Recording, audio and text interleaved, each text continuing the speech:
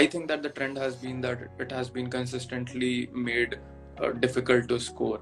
So if the paper is difficult to score, it is really important that mm, you get really proficient in the selection of the problems, right? So during those times, I mean, 2 years back, you solved a couple of sets, you solved 8 questions correctly, and you are already in the 95 percentile bucket. So out of 32 questions, you're just solving 8 and you're getting a 95 percentile. That is how tough it was. So earlier, the mistake which I used to make was that I used to panic because I had this thing in mind that I need to solve as many questions as possible.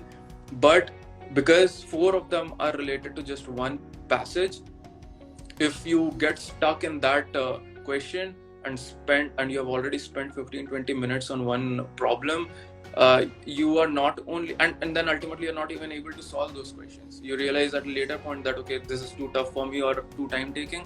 You not only spend your time on a question which you're not able to solve, but you also ate up time from a potential question at a later point, at a later stage in the exam, which you might have been able to solve had you not spent those 15-20 minutes on a question. So judgment of the problem and your strength and weakness areas is very important. So that is what one must work on. You should like create a diary or a note of some sort where you note down different kinds of problems. So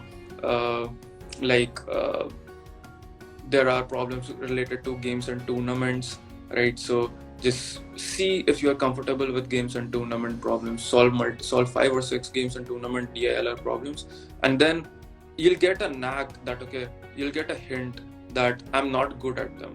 So if you're not good at them, just keep it low on your priority list.